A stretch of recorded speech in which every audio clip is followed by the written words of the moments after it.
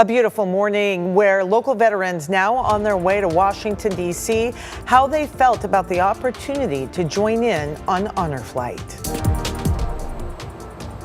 And a look at your forecast where we're seeing some partly sunny skies. The chance for mountain showers we'll see this afternoon ahead of a warm up later this week ahead. Police say there was a stabbing in the Grandview neighborhood last night. We have new information coming in. Hi, everyone. We do continue to track breaking news. This is out of Suncrest. We now know a deputy was involved in a shooting there. This is happening on North Suncrest Drive, just south of Highway 291.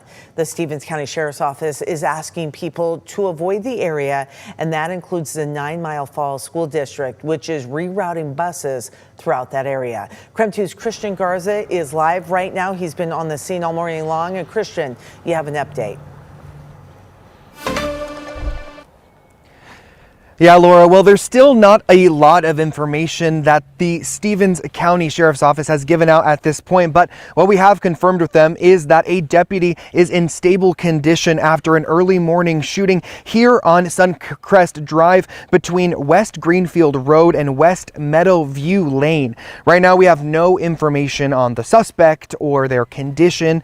A viewer who lives here in the area shared that they received an alert to stay inside of their home because an armed suspect was barricaded inside of a nearby home. Officials also warned neighbors that gas was possibly being used to get that suspect out. I woke up at 3 o'clock, I didn't hear nothing, but all of a sudden they came in and came flying past me, a lot of them, and I'm going, what is going on, and I didn't realize that, Spokane Valley Police came, the Spokane Police came, and all these sheriffs, from Stevens County and everywhere, and ambulances, there's like a dozen, and just like, wow. Right now, there are about 7 or 8 sheriff's office vehicles actively investigating on scene, as well as Washington State Patrol. Now, we did reach out to Stevens County Sheriff's Office for updates. Now, they told me the sheriff is expected to release more information this afternoon. They were unclear as to when that would be, though, and if it would be a press conference or a press release later on this afternoon. In Suncrest, Christian Garza, KREM 2 News. Christian, thank you very much. And this afternoon, we are now learning the names of the 3 girls who died in a car crash in Othello over the past weekend. We've been told their names are Yuritsi Flores Romero, Melissa Romero Espinoza, and Iris Ramos Cruz. The Othello School District confirmed these teenagers were students at Othello High School. The school shared on Facebook that they will provide counseling and mental health support for both students and staff. The Adams County Sheriff's Office says 19-year-old Presliano Perez Pineda allegedly was driving fast and they believe hit the car with the 3 teenagers in it. He then allegedly drove away. Police did arrest him for vehicular homicide, and one charge is tied to domestic violence involving a relationship with one of the teenagers. Seeing the parents cry, I had to just contemplate all night. I had to contemplate. I'm just like, I have a daughter who's just, a couple years younger, but just keeping that thought, I'm like, if that was mine, how would I feel?